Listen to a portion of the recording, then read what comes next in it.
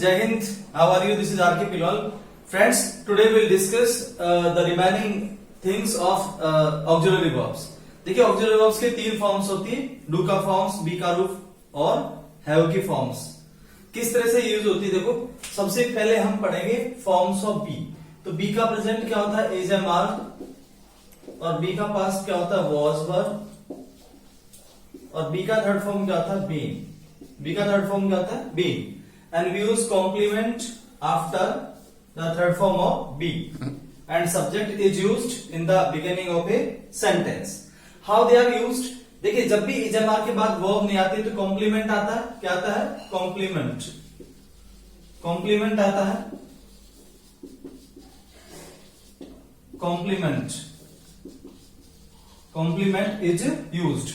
और जब भी इजमार वॉज वर और बीन के बाद कोई वर्ब नहीं आती है या बी के बाद कोई वर्ब नहीं आती तो उसका पैसिव वॉइस भी नहीं बनता, क्योंकि इजमार क्या कहलाती है? लिंकिंग वर्ब्स कहलाती है. क्या कहलाती है?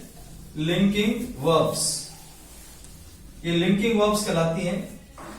जब भी इजमार वॉज वर या बीन या बी के बाद कोई वर्ब नहीं आती then they are considered forms of be and we use complement after B.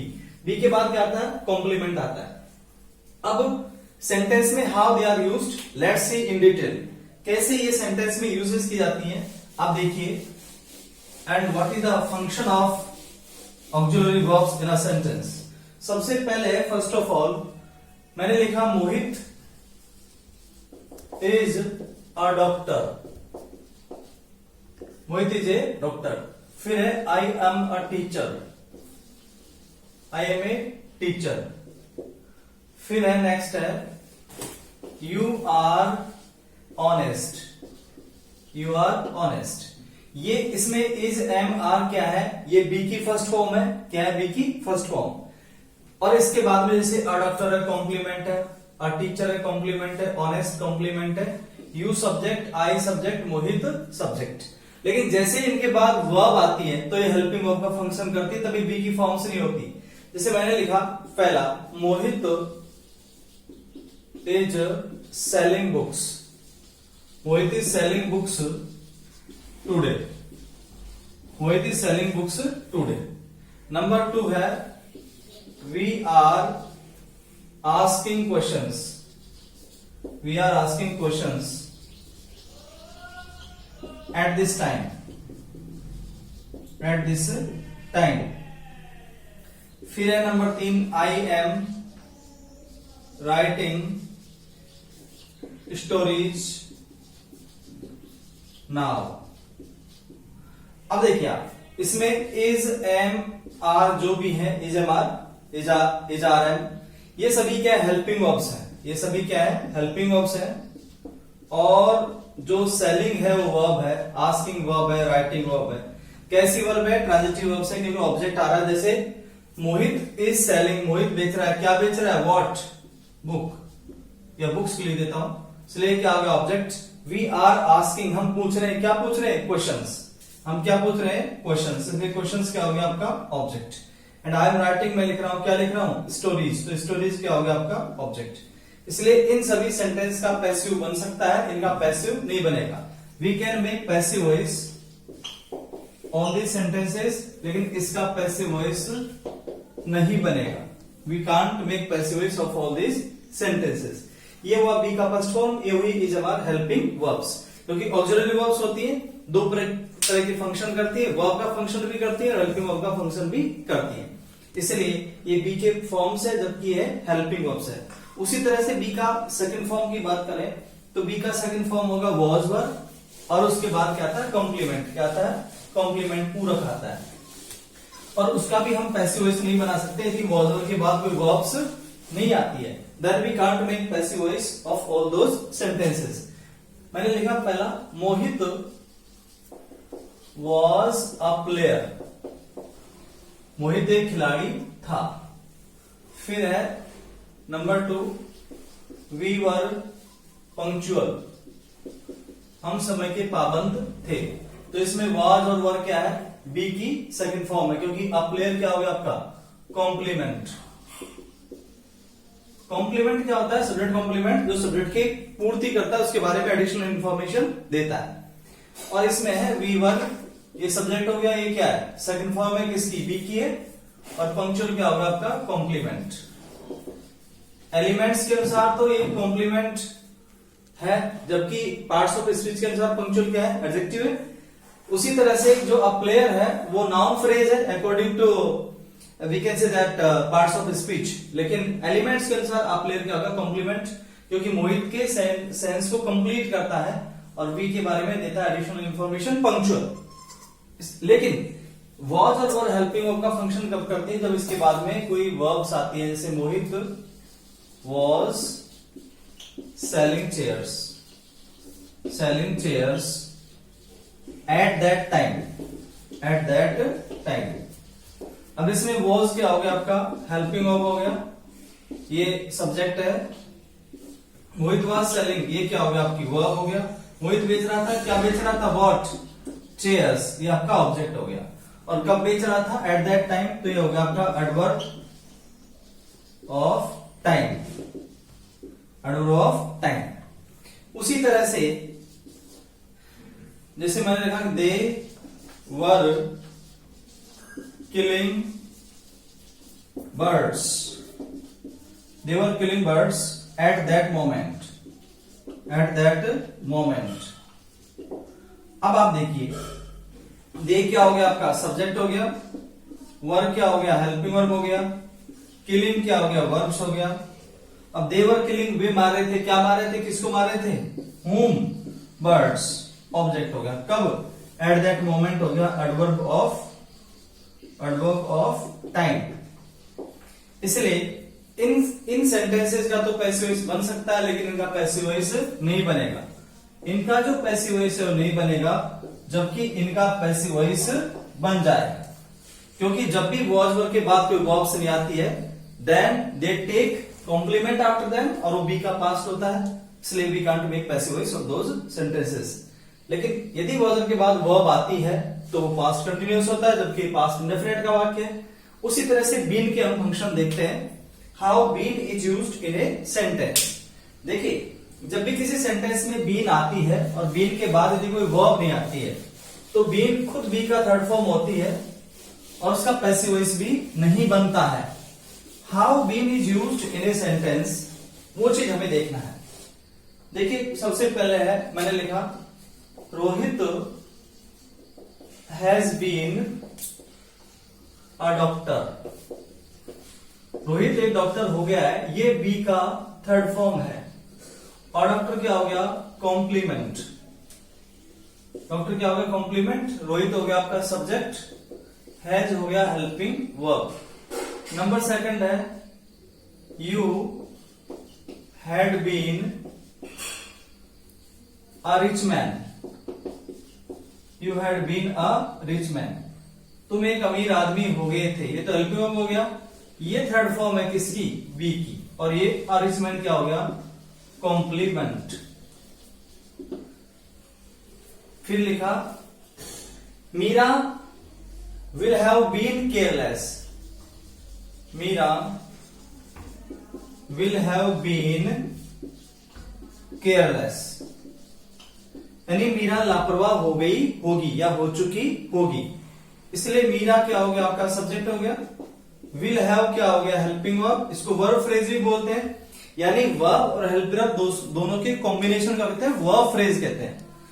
लेकिन ये बीन जो है वो क्या है, थर्ड फॉर्म है किसका, बी का। केयरलेस क्या हो गया कॉम्प्लीमेंट। केयरलेस क्या हो गया कॉम्प्लीमेंट। जब भी बीन के बाद कोई वर्ब नहीं आती है, been is considered third form of be, और उसका पैसिव वॉइस भी नहीं बनता, वो लिंकिंग वर्ब्स होती है। That's why it takes complement after been. इसलिए हेल्पिंग वर्ब के बाद बीन आता है, बीन के बाद कोई वर्ब नहीं आती तो बीन क्या लेती है, उसके बाद में कॉम्प्लीमेंट लेती है। अब देखिए आप, बीन के बाद यदि वर्ब आती है किसी भी सेंटेंस में, तो फिर बीन बी का थर्ड फॉर्म नहीं होती, वो उस हेल्पिंग वर्ब का पार्ट होती है, उसका अपना कोई सेपरेट एग्जिस्टेंस नहीं होता और उसका होना भी नहीं होता। जैसे मैंने लिखा पहला, Mohit has been writing stories since morning. इस सेंटेंस में देखिए हैज बीन आ गया और फिर राइटिंग है। अब इस राइटिंग के अंदर क्या आ गया, वर्ब आ गई, इसलिए ये हैज बीन है वो हेल्पिंग वर्ब है, जबकि ये क्या है, वर्ब है। अब मोहित लिख रहा था, क्या लिख रहा था, स्टोरीज, इसके अंदर ऑब्जेक्ट आ गया। कब लिख रहा था, सिंस मॉर्निंग, सुबह से। तो जो भी टाइम इंडिकेटिंग वर्ड्स है वो कहलाते हैं adverb of time, they are considered adverb of time.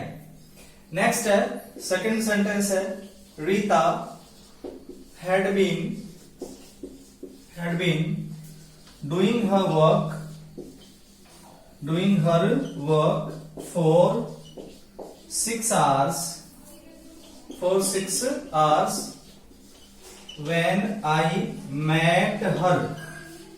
जब मैं उससे मिला तो क्या कर रही थी रीता, वो अपना काम 6 आवर्स से कर रही थी, इसलिए हैड बीन क्या हो गया, हेल्पिंग वर्ब का पार्ट हो गया, और बीन क्या हो गया, वर्ब। वो कर रही थी, क्या कर रही थी, हर होमवर्क, इसलिए क्या हो गया आपका ऑब्जेक्ट।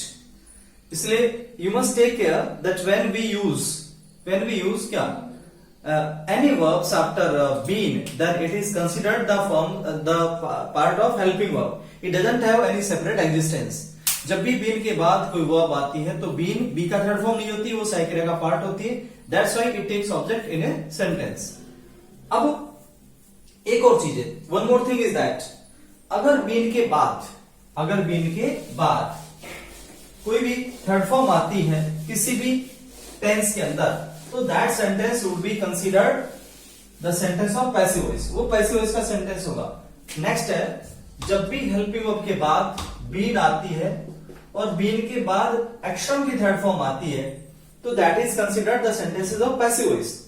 इट मींस ऐसे सेंटेंस का स्ट्रक्चर जो है वो ऑब्जेक्ट से शुरू होगा, then it will be considered the passive voice, वो पैसिव वॉइस का सेंटेंस होगा।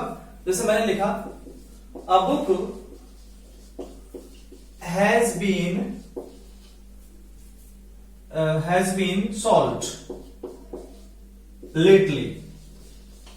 अब आप देखो सॉल्व करने वाला अ बुक नहीं है, इसलिए ऑब्जेक्ट है, इसलिए हेल्पिंग वर्ब के बाद क्या आ गया, बीन, क्या आ गया, बीन। ये हेल्पिंग वर्ब का ही पार्ट है, ये क्या है, वर्ब फ्रेज है, इसलिए ये बीन बी का थर्ड फॉर्म नहीं है, जबकि सहायक क्रिया का भाग है, क्योंकि इसका कोई अर्थ नहीं है, इसका मीनिंग है सॉल्व का, इसका मीनिंग है सॉल्व का। उसी तरह से मैंने लिखा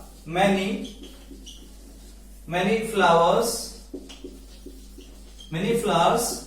had been plucked from the park before I met boys, यानी मेरे लड़कों से मिलने से पहले many flowers had been plucked। ये had been जो है वो हेल्पिंग वर्ब का पार्ट है, had और been दोनों वर्ब फ्रेज है, जबकि plucked क्या हो गया, वर्ब की third form, action third form है।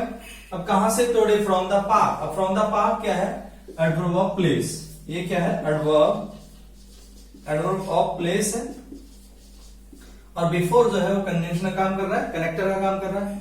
इसलिए what I am telling you is that जब भी बीन के बाद थर्ड फॉर्म आती है और सेंटेंस ऑब्जेक्ट से शुरू हो, then such sentences are considered the sentences of passive voice, वो पैसिव वॉइस के सेंटेंसेस होते हैं। जैसे एक और है many things will have been stolen from the market, यानी मार्केट से बहुत सारी चीजें चुरा ली होंगी या चुराई जा चुकी होंगी। many things will have been stolen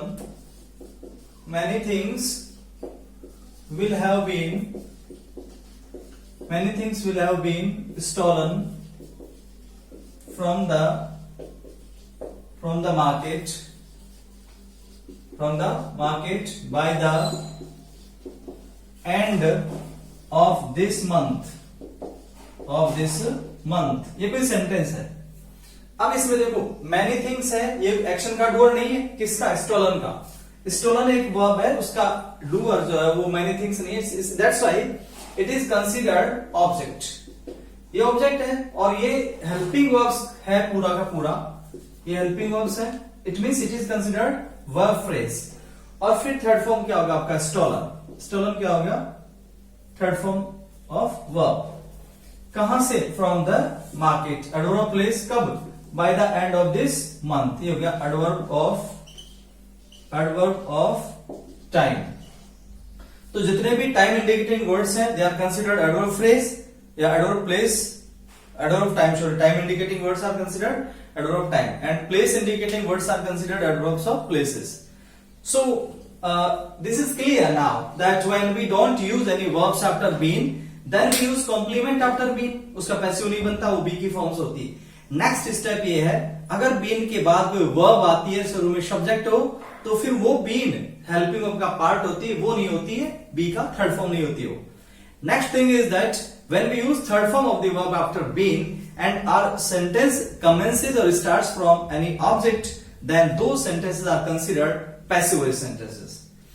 इसलिए आज हमने क्या पढ़ा है? Today we have studied the forms of be, how they are formed in a sentence. किस तरह से सेंटेंस के अंदर बी का यूज किया जाता है. नेक्स्ट क्लास में हम पढ़ेंगे the functions of have and then we will study the functions of do. So thank you for watching this video and have a nice day. Thank you all.